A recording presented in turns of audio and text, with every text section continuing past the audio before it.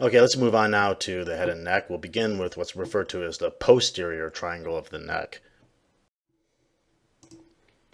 The neck, of course, is located here, and it's important because it serves as a bridge that allows the thoracic cavity to communicate with the head, but also the thoracic cavity is to some degree going to communicate with the upper limb via the neck. So things aren't going to shoot straight across like this.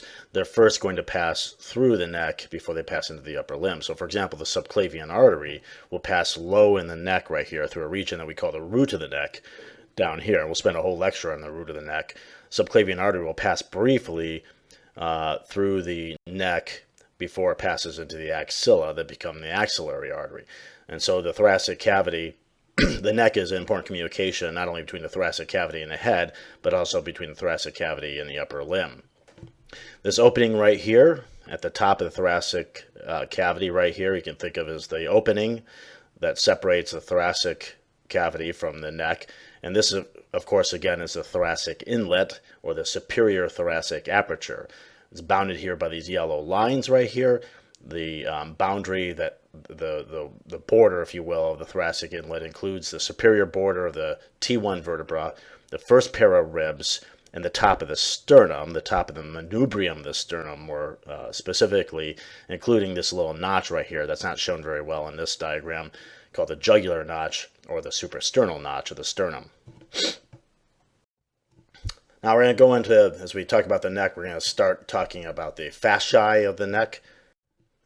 Most superficially, of course, the neck is bounded by skin, like any other region of the body, and directly deep to the skin is superficial fascia, which, like any superficial fascia of any hypodermis, any of that fascia that's directly below the skin, is largely adipose tissue. And the neck is generally relatively thin, although in some individuals it can be thick. But this would be the superficial fascia here. And within the superficial fascia, we find a number of things, one of which is a muscle right here. This is the platysma muscle that I've drawn in. This is anterior, this is posterior, just for reference here. And so this is an anteriorly positioned muscle right here, located actually in the superficial fascia of the neck. Again, this is the platysma muscle. Now, the platysma muscle is a muscle of facial expression. And so actually all of these muscles that we see shown here in this diagram are muscles of facial expression. They're located mostly in the face, but we have one single muscle of facial expression down here in the neck called the platysma muscle. That's this muscle. It actually go all the way up into the face a little bit, but mostly we find it within the neck right there. Now, muscles of facial expression, and we'll spend a whole lecture on the face, and we'll go over many of these muscles of facial expression. Muscles of facial expression are different than most of the muscles we've encountered up to this point. Most of the muscles we've encountered insert into bones and move bones at joints. These muscles of facial expression, are a little bit different in that they insert into skin, and their job is to move patches of skin around. And this platysma muscle is an example, and we can see what it does right here. It's going to, when it's contracted right there, it sort of tenses the anterior skin of the neck right here. Very useful for shaving, not useful for much else, quite honestly, in humans. Horses use this to flick flies off their neck and things like that. But anyway, this is the platysma muscle, which is the only muscle of facial expression that we find in the neck.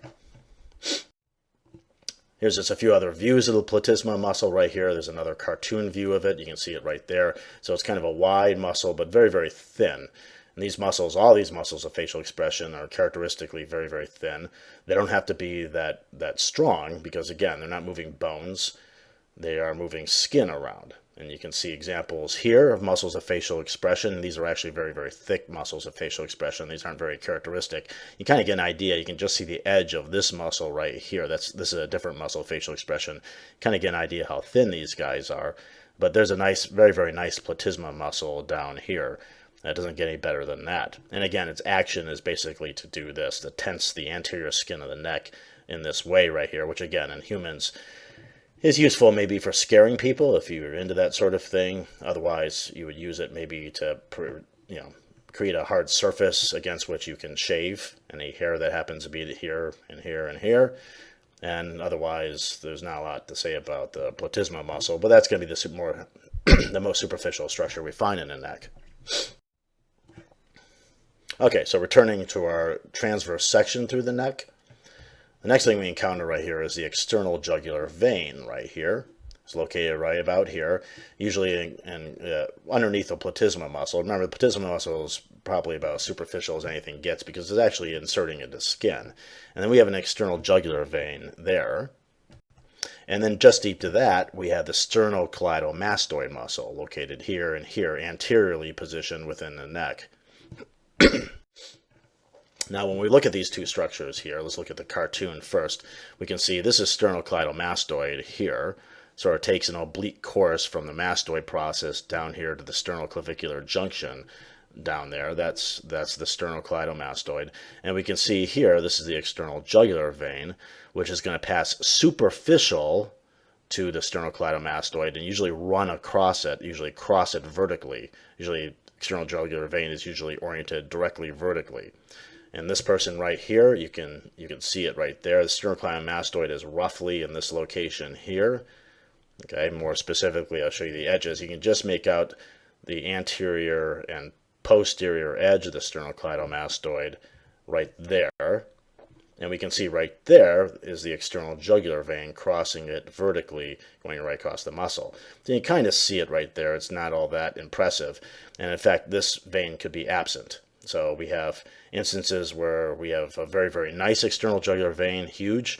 Sometimes you see this. This is the vein that pops out when somebody's really, really mad. Okay, sometimes it's kind of a flimsy vein, and sometimes it's altogether absent. So the external jugular vein is an optional vein. But that's a relationship between it and the sternocleidomastoid. So I say that it's optional. The reason is that we have all sorts of different variations here. You don't need to memorize these variations here. That's not the point.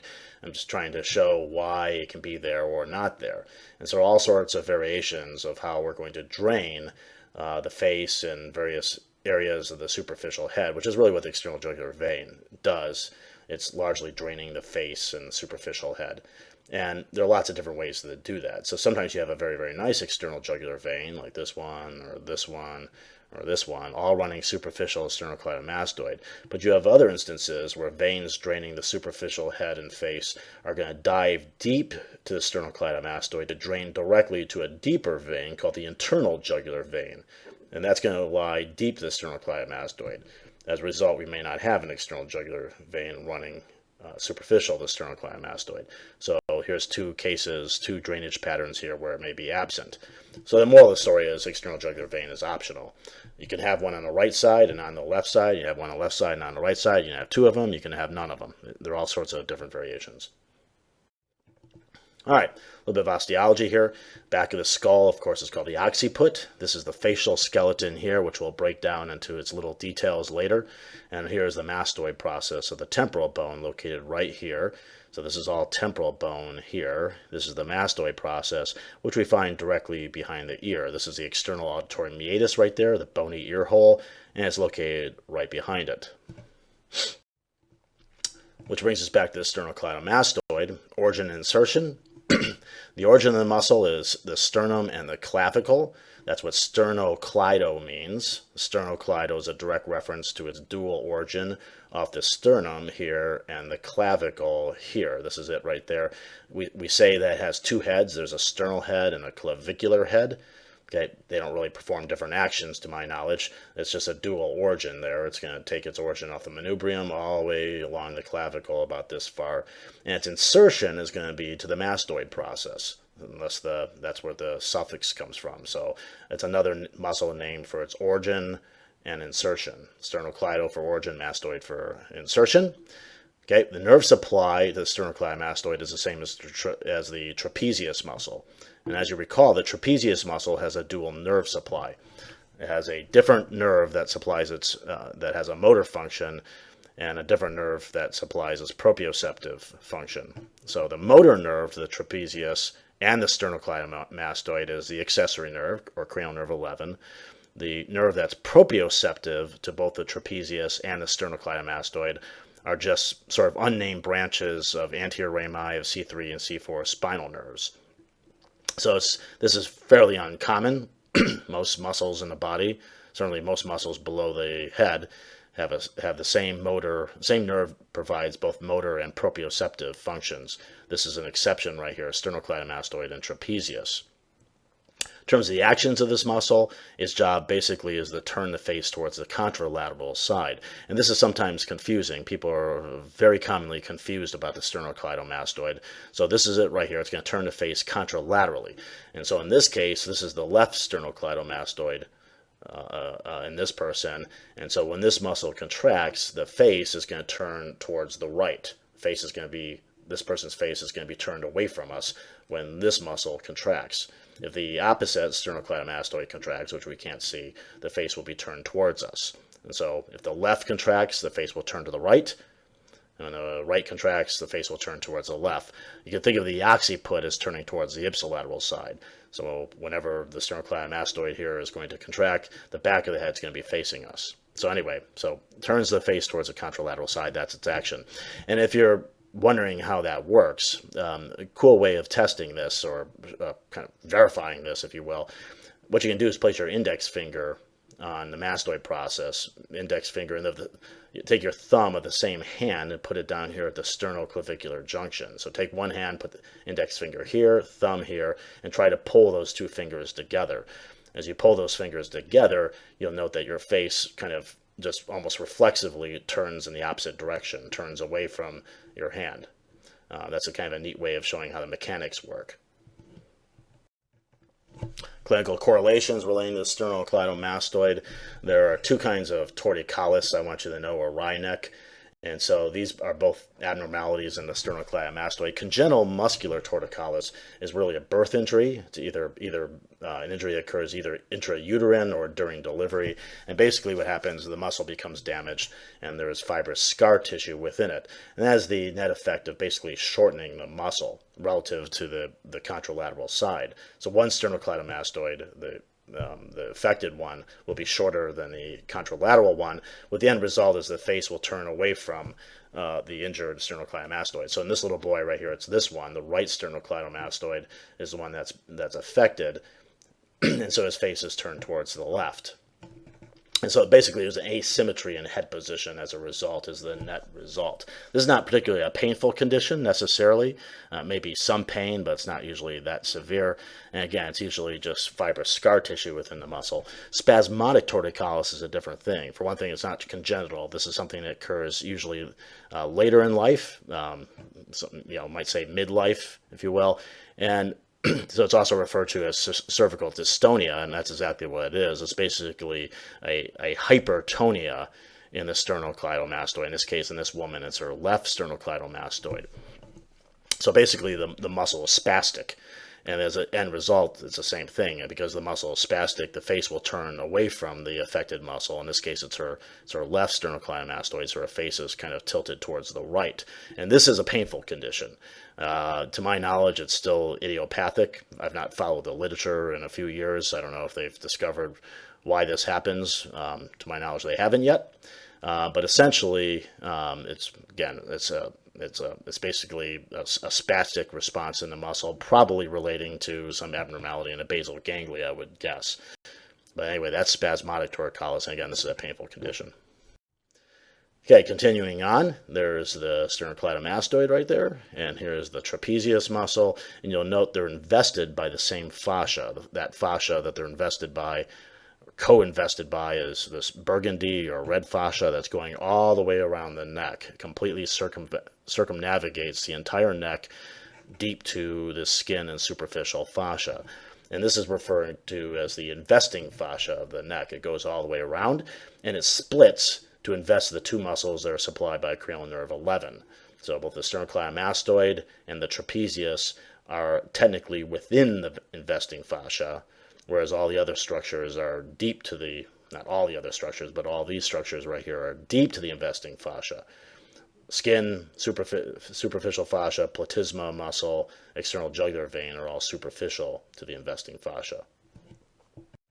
Clinically, the significance of the investing fascia is it actually provides somewhat of a barrier here to deep penetration of infection. So if you have an infection in the skin of the neck, this is a natural barrier that impedes the spread of that infection to deeper regions of the neck.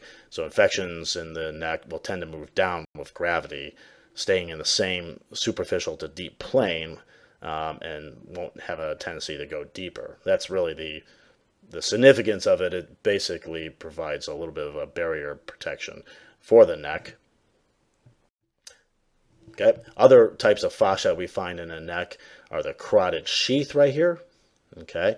And we'll talk about its contents. The carotid sheath is really like a tubular fascial investment, very similar to the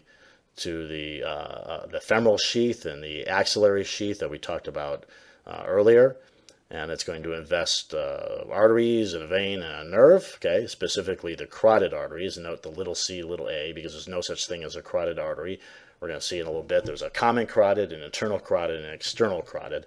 So never write carotid artery because that's never good enough.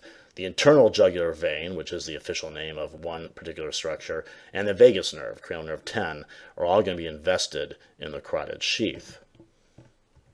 And then over here we have something called prevertebral fascia, which is a little bit misnamed because it goes all the way around the vertebral column and the paravertebral and prevertebral musculature.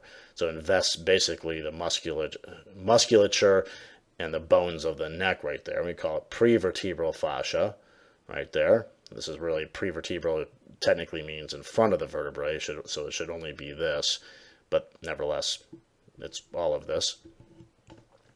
And then over here we have the neck viscera. We're looking here at the thyroid glands right there. That's the trachea. This is esophagus. At a higher level, we're going to have the larynx and the pharynx in the same positions here and here. And all of those neck viscera are invested by additional fascia. There's something called pretracheal fascia here, which is not labeled in this diagram. But in back of the esophagus and pharynx, we have another kind of fascia called the buccopharyngeal fascia located right here. And there's a little potential space behind them right there. So the buccopharyngeal fascia is directly opposed to prevertebral fascia, and there's an intervening potential space in between right here called the retropharyngeal space. Okay, there it is right there. So looking at a sagittal section through the neck, and again, this just builds on that point that the investing fascia around the outside impedes the movement of infections from superficial to deep, but there's lots of spaces in which infections can move down with gravity. So we have, there's something called a pretracheal space right here. There's something called a suprasternal space, and then there's this retropharyngeal space right there. And there's something called the danger space, which is the reason it's called the danger space because you can see there's a continuous space all the way down from head, all the way down into the thoracic cavity down here, all the way down in the posterior mediastinum.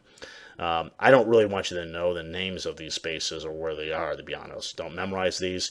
The take-home message from this slide is the direction of movement of infections in the neck. They have a tendency to move down from the neck into the thorax or towards the thorax, as opposed to moving from superficial to deep.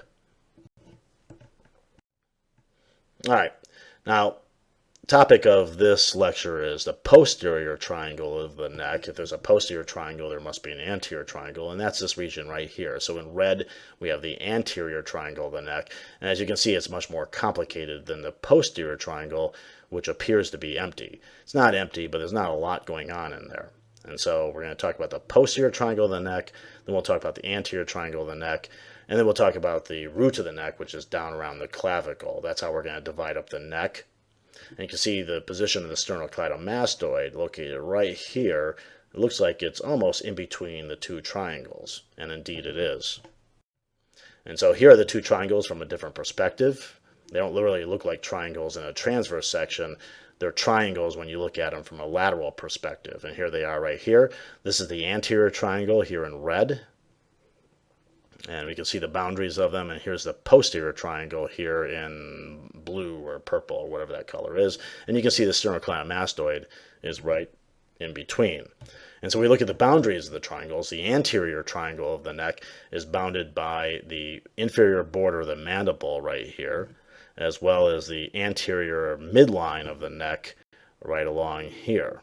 Okay, then we go back to the posterior triangle of the neck, which is really the topic of this lecture. And we can see that the boundaries of the posterior triangle of the neck are going to be the trapezius muscle here, the anterior border of the trapezius, as well as the clavicle down here. And then you can see a common boundary between both triangles is going to be the sternocleidomastoid. And it's the sternocleidomastoid that technically separates the two triangles from each other. So the posterior triangle of the neck is posterior to the sternocleidomastoid. The anterior triangle of the neck is anterior to it. And so those are our two triangles. We'll concentrate on this triangle in this lecture, and then we'll deal with the anterior triangle in the next lecture. So let's see at the posterior triangle of the neck. So what do we find there? Well, first let's look at the boundaries. And again, we just said this. The official boundaries of the posterior triangle of the neck are basically the two muscles that are supplied by cranial nerve 11. So the posterior border of the sternocleidomastoid and the anterior border of the trapezius muscle. And then the inferior boundary of the triangle is going to be the clavicle. So that's your posterior triangle of the neck right there. Now, what do we find in it? Well, what we find basically are a bunch of nerves, quite frankly. A whole bunch of cutaneous nerves. There's one, there's one, there's one, a whole bunch of them going down this way. There's actually another nerve over there that's not cutaneous. Okay? And there's another nerve we can't see. He's just popping out, peeking out at us right there. He actually was running along this way. So a bunch of cutaneous nerves, 4 to be exact, and I'm about to give each of these guys names. And there's going to be one more nerve that's not cutaneous, which is located right here. And that's pretty much what we find in this triangle, very little else. Now these cutaneous nerves, okay, again, there's going to be 4 of them, here, here, here, and here. And when I say 4 of them, I really mean there are 4 groups of cutaneous nerves. These are all products of what we refer to as the cervical plexus. Don't confuse this with brachial plexus, which rises in the neck but supplies the upper limb. Brachial plexus is the nerve plexus of the upper limb. This is the cervical plexus, and it's going to rise higher in the neck.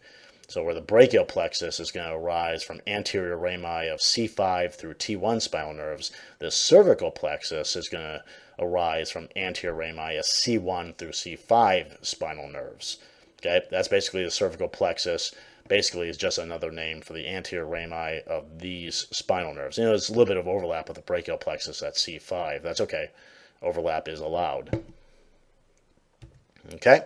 And you'll see if you look at all these nerves, all these cutaneous nerves, even this guy right here who's not cutaneous, we'll identify him in a little bit, even he, to some degree, they're all arising from a common point right here, about halfway up the posterior border of the sternocleidomastoid.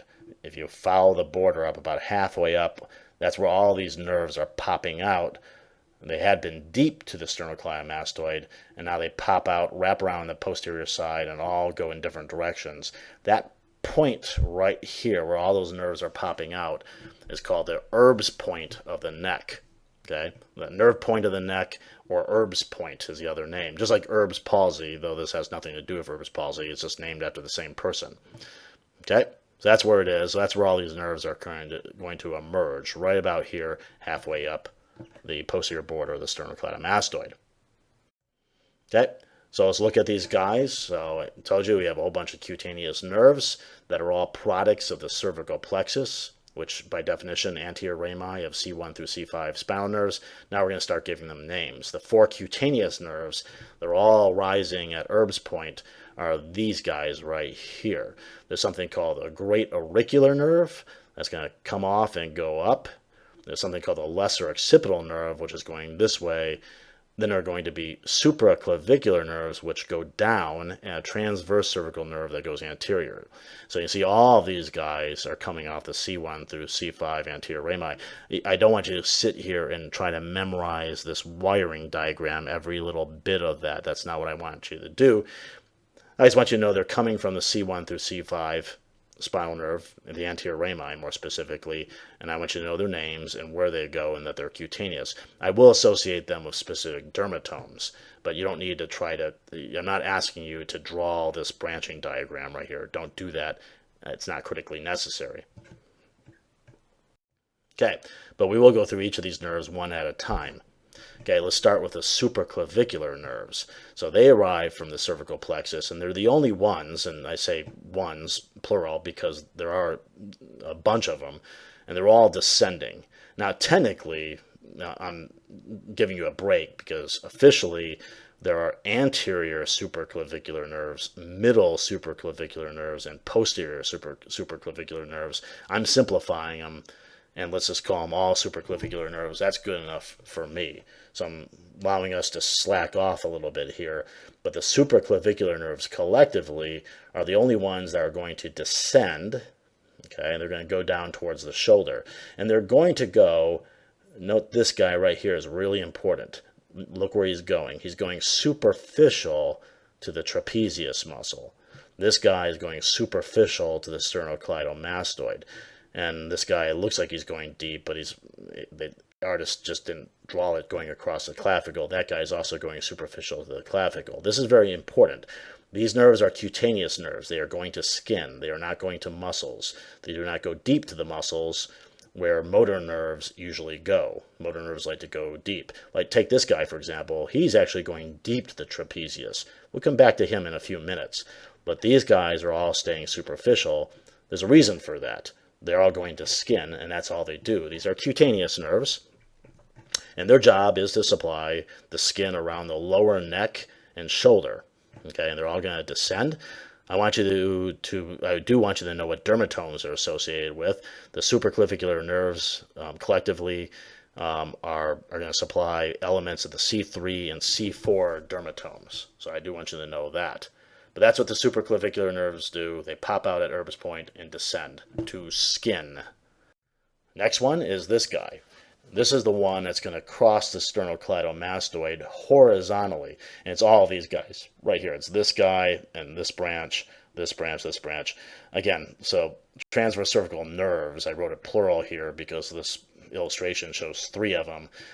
It's not really important that you know that there are 3 or 2 or 1. It's basically any nerve that's going to come out at Erb's point, cross the sternocleidomastoid horizontally to go here. And there's a good reason why it's crossing the sternocleidomastoid horizontally. I told you that the sternocleidomastoid is what separates the posterior triangle of the neck from the anterior triangle of the neck, which is over here. And it's these nerves, the transverse cervical nerves, that are cutaneous to the skin of the anterior triangle. Well, if they rise from the posterior triangle, and their job is to supply the anterior triangle skin, by definition, they've got to cross the sternocleidomastoid to get there. They have no choice in the matter. And that's exactly what they do. And they go right across it horizontally. Thus their name, transverse cervical nerves, which literally means the nerves that go across the neck. That's what they do. And they're going to supply the skin of the anterior triangle of the neck. And the dermatomes I want you to associate them with are C2 and C3. So right here around the chin, up in here, this is also part of the anterior triangle of the neck, even up here. I don't see a nerve going up there, but I assure you some of them do. They're going to find their way all the way up here. And it's all C2 dermatome here underneath your mandible and chin. And then C3 dermatome would be down here. Okay? Before we do the next one, we need to add a little bit of osteology here. This is the mandible here. Okay, the lower jawbone. I already told you this is the mastoid process of the temporal bone. This is the mandible. And right here, if you look at the mandible, it's kind of an L-shaped bone right here. Okay, there's a vertical piece right here, which we'll learn later is called the ramus. And this horizontal piece of the mandible is called the body. And where the body turns 90 degrees to become the ramus, right there, that's referred to as the angle. This region right here is called the angle of the mandible, where that turn is happening. Boom, like that. Okay, that's the angle of the mandible. And believe it or not, we have skin in between. Okay, there's skin between the mastoid process and the angle of the mandible, right about here. And the guy whose job it is to supply that skin between the mastoid process, which is about here, and the angle of the mandible, which is here, is the great auricular nerve. And there he is, right there. Now he's also going to cross the sternocleidomastoid, but he's going to do it vertically. Okay, whereas the transverse cervical nerves went horizontally across the sternocleidomastoid, he's going to go vertically across the sternocleidomastoid. And we think about it again, he has to, because he wants to supply skin that's anterior to the mastoid process. Okay, sternocleidomastoid inserts into the mastoid process. Sternocleidomastoid is going to insert here, and I told you sternocleidomastoid separates the posterior triangle from the anterior triangle. Great auricular nerve arises from the posterior triangle and wants to supply skin in front of the mastoid process. And so he has no choice but to cross the muscle to get to a position in front of the muscle so it can do this skin right here anterior to the mastoid process. So the sternocleidomastoid would be like along here, and the great auricular nerve goes like this. Okay? So that's it right there. Now, if there is an external jugular vein, and like I said, there isn't always an external jugular vein. You can't count on it existing. It's an optional vein. Sometimes you got one, sometimes you don't. But if you got one, the great auricular nerve usually joins it, and they usually run parallel to each other. Those are the two things that are running vertically along the superficial side, if you will, of the sternocleidomastoid.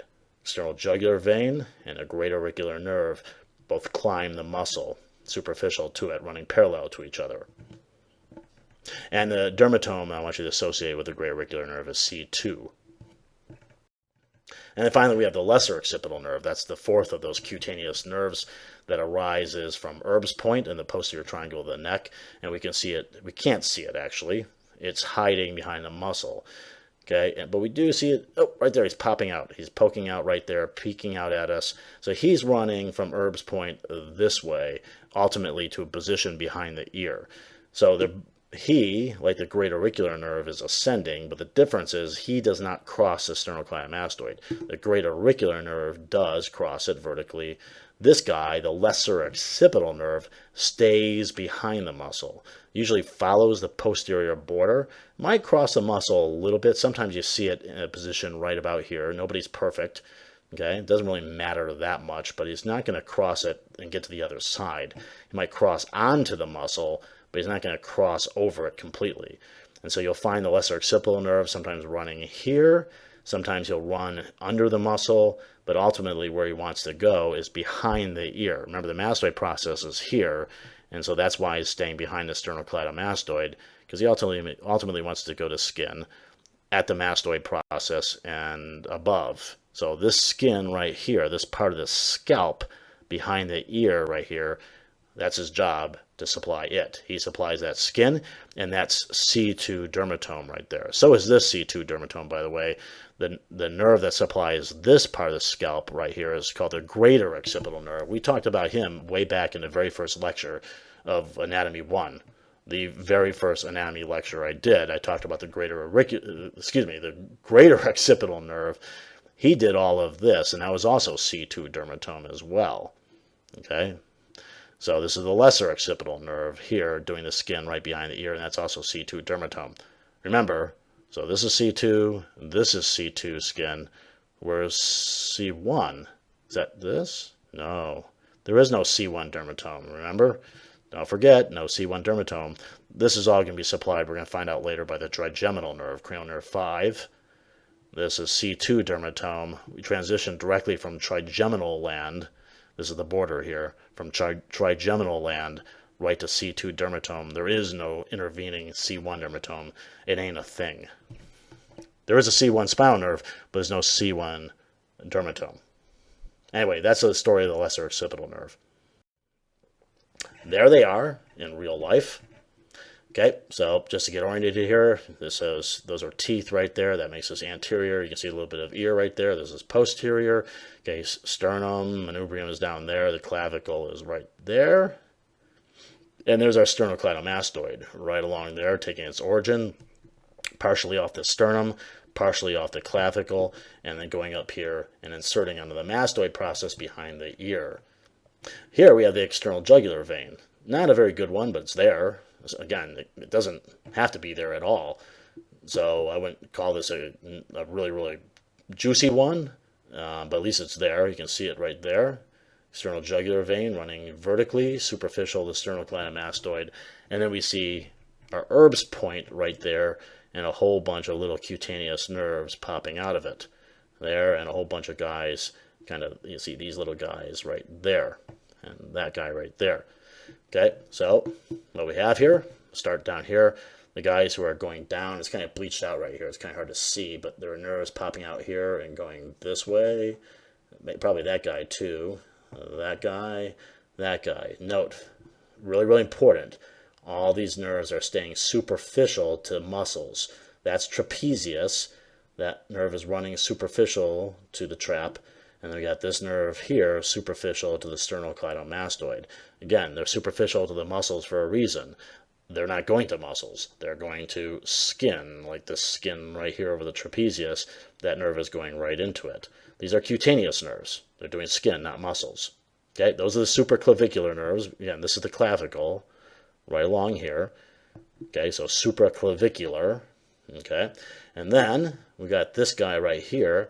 He's crossing the sternocleidomastoid, but he's crossing it horizontally.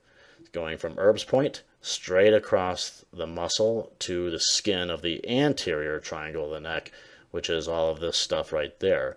That's the transverse cervical nerve. Okay, he's running perpendicular to the external jugular, but crossing the sternocleidomastoid. And then this guy right here is crossing the sternocleidomastoid vertically, following the external jugular vein. They're running parallel to each other. That's the great auricular nerve. You can follow them right up to that skin that had been, it's been removed, but there had been skin right here between the angle of the mandible, which I can see right there, that's it right there, and the mastoid process, which is right here. There used to be skin all along here, and that's the guy who's cutaneous to it. We'll see later this is a gland called the parotid gland that's right underneath the skin right there. That's a great auricular nerve. And then we got this guy over here staying on the posterior border of the sternocleidomastoid. He really doesn't want to cross the muscle, and heading straight up on a course that's going to take him behind the ear. Okay, that's the lesser occipital nerve doing this scalp behind the ear.